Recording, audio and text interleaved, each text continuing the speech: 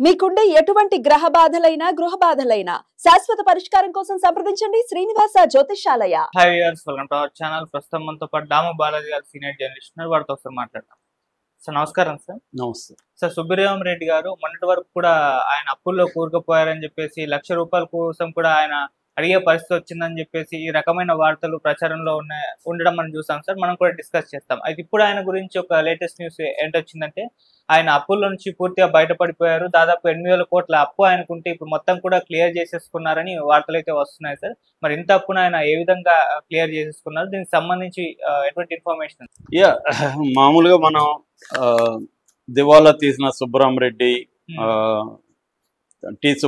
తిక్కవరపు సుబ్బరామరెడ్డి, ₹1,00,000 చేయి చేస్తున్న సుబ్బరామరెడ్డి, ఇలాగా రకరకాల టైటిల్స్లో వచ్చాయి. మనం కూడా చెప్పుకున్నాం. నేను అప్పుడు కూడా ఈయన దివాలా తీయడం అంటే ఏంటి, ఈయనకి ఎన్ని అప్పులు ఉన్నాయి, ఈయన కంపెనీకి, ఇవన్నీ కూడా నేను చెప్పాను. అప్పుడు ఆయన దివాలా తీసే పరిస్థితి లేదని కూడా నేను చెప్పాను. దివాలా అంటే ఏంటో కూడా లీగల్గా చెప్పాను. సో ఇప్పుడు ఈరోజు మార్నింగ్ ఒక వార్త వైరల్ అవుతుంది. అదేంటంటే సుబ్బరామరెడ్డి దీని నుంచి గట్టెక్కిపోయాడు, దివాలా అనేది లేదు, ఆయన హ్యాపీగా బయటపడిపోయాడు అన్న వార్తలు వస్తున్నాయి. అసలు బయటపడడం అంటే ఏంటి, ఆయన అప్పులు ఎన్ని ఉన్నాయి, అప్పుల్ని ఎలా ఆయన తీర్చాడు, ఈ విషయాల గురించి మాట్లాడుకోవడం చాలా అవసరం. ఎందుకంటే ఈ దేశంలో బ్యాంకింగ్ వ్యవస్థ అనేది, ముఖ్యంగా పబ్లిక్ సెక్టార్ బ్యాంక్స్ అనేది ఎవరికి ఉపయోగపడుతుంది, పేదలకా, ధనవంతులకా, ఇండస్ట్రియలిస్టులకా, మోసం చేసేవాళ్ళకా అనేది చాలా ఇంపార్టెంట్గా తెలుసుకోవాలి. ఎందుకంటే మనం బ్యాంకులో లోన్ ఇవ్వాలంటేనే 1,00,000 వ్యవహారాలు చూస్తాడు. చూసిన తర్వాత మనకి 10 లక్షలు 20 లక్షలు లోన్ కోసం మనం నానా బాధలు పడి తీసుకుంటాం. తీసుకున్న కట్టకపోతే మనల్ని తోలు ఉల్చేస్తారు, మామూలుగా ఉండదు. అలాంటిది వేల కోట్లు అప్పులు ఎగ్గొట్టేసి హ్యాపీగా తిరుగుతున్నారు చాలామంది. అది ఇవన్నీ తెలుసుకోవాలంటే ఒక కేస్ స్టడీగా మనకి సుబ్బరామరెడ్డిది ఉపయోగపడుతుంది. సో నేను ఈయన బయోగ్రఫీ గతంలో డీటెయిల్గా కూడా చెప్పాను. ఇది 3 ముక్కల్లో చెప్పాలంటే నెల్లూరు, వీళ్ళ నాన్న బాబురెడ్డి, అమ్మ రుక్మిణి. ఈయన చిన్నప్పటి నుంచి అమ్మ ఇన్ఫ్లుయెన్స్ ఉండేది. ఈయన ఇక్కడ నిజాం కాలేజీలో డిగ్రీ చేశాడు. కాలేజీలో చదువుకునేటప్పుడే ఈయనకి 18 ఇయర్స్కి డిగ్రీ చేశానని ఆయనే చెప్పుకున్నాడు. అప్పట్లో అలో చేసేవాళ్ళని. చేసేటప్పుడే ఆయనకి ఏంటంటే వీళ్ళ బ్రదర్ కజిన్ ఒక అతను ఉండేవాడు, చంద్రశేఖర్ రెడ్డి అని. అతను నాగార్జున సాగర్ డ్యామ్లో కాంట్రాక్టర్గా పనిచేస్తున్నప్పుడు ఇతను అప్పుడప్పుడు వెళ్ళి అబ్జర్వ్ చేసేవాడు. ఇతను కూడా వ్యాపారాలు చేద్దాము, కాంట్రాక్టర్ అవుదాం అనుకున్నప్పుడు వాళ్ళ అమ్మ కూడా ఎంకరేజ్ చేసింది. వాళ్ళ అమ్మ కూడా బిజినెస్లోకి వెళ్ళమని చెప్పింది. అప్పుడు మధ్యలో అయినా రాజకీయాల్లోకి వెళ్ళాలనుకున్నా కూడా వాళ్ళమ్మ రాజకీయాల్లో వద్దు నాన్న, ఇప్పుడు మనం ల్యాండ్ లార్డ్గా ఉన్నాం, నువ్వు కానీ రాజకీయాల్లోకి వెళ్తే ల్యాండ్లెస్ అయిపోతాము, కాబట్టి నువ్వు ముందు సంపాదించి బాగా మిగిలిన్నప్పుడు అప్పుడు రాజకీయాల్లోకి వెళ్ళు అని ఆమె సలహా ఇచ్చింది. ఆ సలహా మేరకు ఇతను అక్కడికి వెళ్ళి మట్టి సప్లై, మడ్ అంటారు, మడ్ కాంట్రాక్టర్గా అక్కడ ఎంటర్ అయ్యాడు. దాంట్లో సక్సెస్ అయ్యాడు. అలాగే మిగతా రాష్ట్రాలకు విస్తరించాడు. దాని తర్వాత వైజాగ్ స్టీల్లో కాంట్రాక్ట్లు పొందాడు. వైజాగ్లో సెటిల్ అయ్యాడు. అక్కడ ఆయన వివిధ కల్చరల్ యాక్టివిటీలంతా పాల్గొనడంతో, భక్తి ఆయనకి విపరీతంగా శివభక్తుడు కావడంతో ఆయనకు పేరు వచ్చింది, కళాబంధు బిరుదు వచ్చింది. దాని నుంచి ఆయన జలగం వెంగళరావు 4-5 సార్లు ఆయనకి సజెషన్ ఇచ్చినా కూడా రాజకీయాల్లోకి రమ్మని రాలేదు, వ్యాపారం ఇంపార్టెంట్ అని.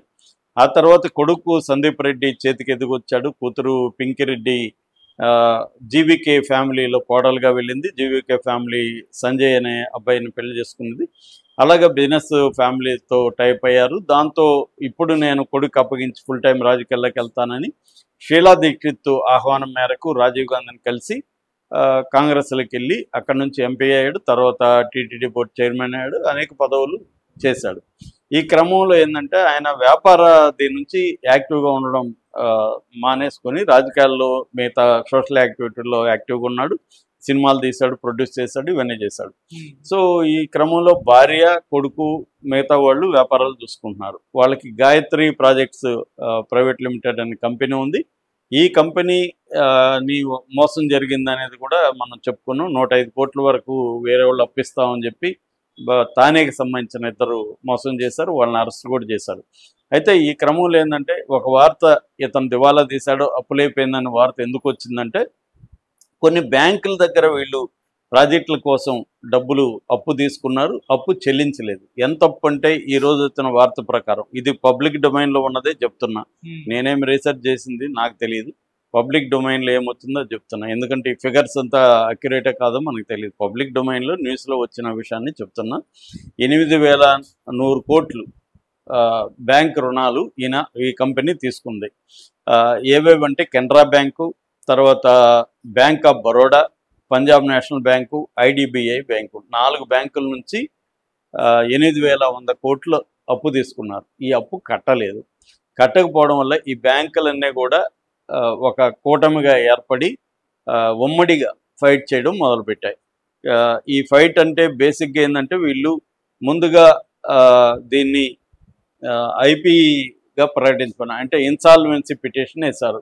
వీటిని దివాలాగా ప్రకటించండి, అప్పుడు ఏం చేస్తారంటే ఈ కంపెనీని వేరే వాళ్ళకి అమ్మేసి వాళ్ళు ఈ అప్పులు తీర్చేట్టుగా ప్లాన్ చేద్దాం అనేది వాళ్ళు అనుకున్నారు.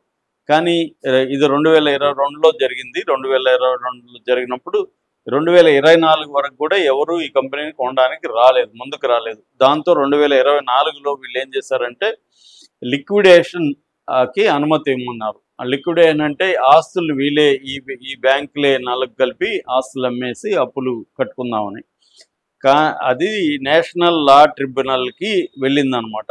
నేషనల్ కంపెనీ లా ట్రిబ్యునల్ అంటారు దాన్ని. ఈ నేషనల్ కంపెనీ లా ట్రిబ్యునల్లో కేసు వేశారు.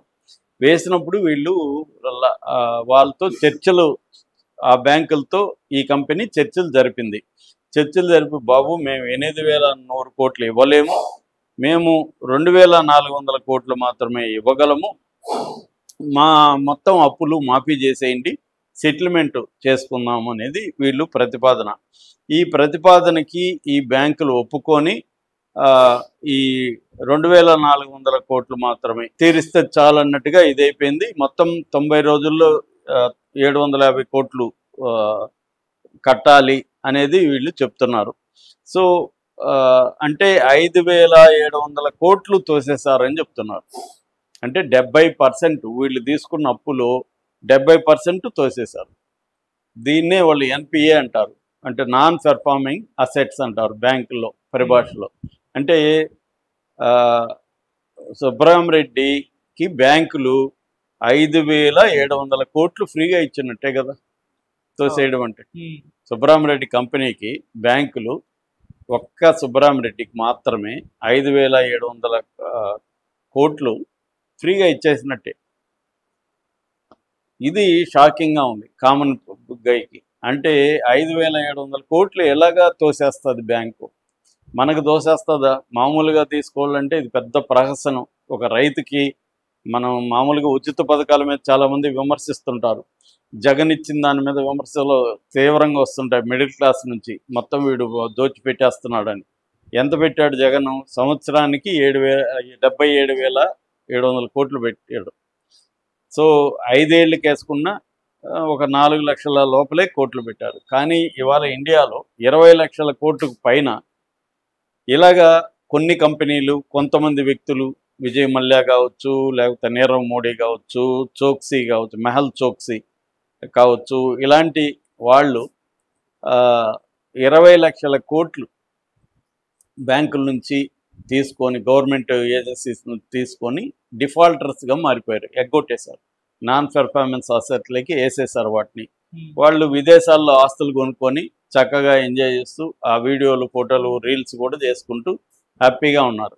ఇక్కడ సంవత్సరానికి 70,000 కోట్లు, అది కూడా అన్నీ కూడా ఫ్రీ కాదు. నేను మొత్తం పథకాల విలువ అంతా, అందులో ఫీజు రీంబర్స్మెంట్ కావచ్చు, ఆరోగ్యశ్రీ, ఇవన్నీ కూడా ఇన్వెస్ట్మెంట్లే. హ్యూమన్ రిసోర్స్ మీద ఇన్వెస్ట్మెంట్, తర్వాత ముసలి వాళ్ళకి పెన్షన్లు, అవన్నీ కూడా సామాజిక బాధ్యతగా చేసింది. అన్నీ కూడా ఉచిత పథకాలని. బస్సు అంటే ఉచిత పథకం, కానీ అన్నీ ఉచిత పథకాలు కాదు. హాస్పిటల్ మీద ఖర్చు పెట్టడం, విద్య మీద ఖర్చు పెట్టడం అనేది ఉచితం కాదు. అది హ్యూమన్ రిసోర్స్ మీద ఇన్వెస్ట్మెంట్. అది అన్ని ప్రభుత్వాలు చేస్తాయి. అయినా కూడా మనం దాన్ని విమర్శిస్తున్నాం, కానీ దీన్ని ఎవరు పట్టించుకోవాలి. ఒక్క సుబ్బరామిరెడ్డికి మాత్రం 5,700 కోట్లు బ్యాంకులు ఎలా తోసేస్తాయి అనేది ఇవాళ చాలామంది ఆశ్చర్యంతో, షాక్తో ఈ పోస్ట్ని ప్రమోట్ చేస్తూ ఉంటారు. మనం మాత్రం బ్యాంకుల్లోకి రుణం పోతే, ఒక రైతు, ఒక చిన్న వ్యాపారస్తుడు తను బతకడం కోసం, లైవ్లీహుడ్ కోసం బ్యాంకులో అప్పు 1 లక్ష 2 లక్షలు అడిగితేనే ఎవరు, ఒకవేళ ఇచ్చిన సవరక్ష కండిషన్లు తనఖాలు పెట్టుకుంటారు, ఇన్ని చేస్తారు. వీళ్ళకి మాత్రం ఎలా ఇచ్చారు, ఎలా తోసేశారు దీన్ని? ఈ తోసేస్తే ఈ నేషనల్ కంపెనీ లా ట్రిబ్యునల్ కానీ వీళ్ళందరూ ఎందుకు గమ్మున ఉండారు, గవర్నమెంట్ ఎందుకు గమ్మున ఉంది అనేది ఇప్పుడు మనకి ఇక్కడ కూడా రఘురామకృష్ణరాజు మీద ఈ ఆరోపణలు ఉన్నాయి, సుజనా చౌదరి మీద ఈ ఆరోపణలు ఉన్నాయి. అంటే చాలామంది బ్యాంకులకి ఎగ్గొట్టి బీజేపీలోకి వెళ్ళిపోతారు. బీజేపీలోకి వెళ్ళిపోయి వాళ్ళకి ఫండ్ ఇవ్వడం, వాళ్ళకి ఇవి చేయడం వల్ల బీజేపీ వాటిని పట్టించుకోదు. సో అందుకనే నీరవ్ మోడీలు, చోక్సీలు, మల్యాలు వీళ్ళంతా ఫ్రీగా తిరగడానికి కారణం ఏంటంటే బ్యాంకులకి చాలామంది చేసేది ఇదే. వాళ్ళు ఏం చేస్తారంటే కొంత డబ్బులు ఇన్వెస్ట్ చేస్తారు, దాని తర్వాత నుంచి బ్యాంకుల దగ్గరే కంపెనీల వీళ్ళు నడిపేదంతా ఇంక అక్కడే. నేను చాలామందిని రియల్ ఎస్టేట్ నా ఫ్రెండ్స్ చూశాను. వీళ్ళు ఏమి పైసా లేకుండా సైట్ ఎక్కడో అప్పు తీసి కొద్దిగా అడ్వాన్స్ ఇచ్చి సైట్ పెట్టుకుంటారు, పెట్టుకొని సైట్ చూపించి బ్యాంకుల్లో లోన్లు తీసుకోవడం, ఒకే ప్లాట్ని ఇద్దరికి అమ్మినట్టుగా బ్యాంకులో లోన్లు తీసుకోవడం, ఇలాగ బ్యాంక్ లోన్లతోనే వీళ్ళ వ్యాపారం రన్ అవుతున్నవి నేను అనేకసార్లు చూసాను. వాళ్ళకి ఓడీలే ఇస్తుంటారు, ఓవర్ డ్రాఫ్ట్లే ఇస్తుంటారు ఇష్టం వచ్చినట్టు. వీళ్ళు ఏం చేస్తారు, బ్యాంక్ మేనేజర్లకి డబ్బులు ఇస్తారు, లంచం ఇస్తారు, లేకపోతే ప్లాట్ గిఫ్ట్కి ఇస్తారు, బ్యాంక్ స్టాఫ్కి అంతా నెలకు ఒకసారి పిక్నిక్లకు తీసుకెళ్తారు, లేకపోతే డిన్నర్లు ఇస్తారు, వాళ్ళకి ఏదో వెంకటేశ్వర స్వామి కాయిన్స్ ఇస్తారు. ఇలాగ రకరకాల పద్ధతిలో బ్యాంకింగ్ వ్యవస్థని తమ ప్రయోజనాలకు వాడుకుని దేశవ్యాప్తంగా జరుగుతున్నది ఇదే అన్నమాట. ఇది లేటెస్ట్ ఎగ్జాంపుల్ ఈయన. అంటే 8,100 కోట్లు అప్పు చేసి మినిమం 30% అప్పు కట్టేసి 70% తోయించాడంటే వీళ్ళకున్న పరపతి, వీళ్ళకున్న సర్కిల్ ఉపయోగపడిందని ఇక్కడ మనకు అర్థమవుతుంది. ఇది దేశవ్యాప్తంగా మామూలు ప్రజలకైతే ఇది సాధ్యం కాదు. ఓన్లీ రిచ్ పీపుల్, అంటే ఈ వ్యవస్థలు ఎలా పనిచేస్తున్నాయి మన దేశంలో వివిధ వ్యవస్థలు అనడానికి ఇది latest example. Okay sir, thank you so much.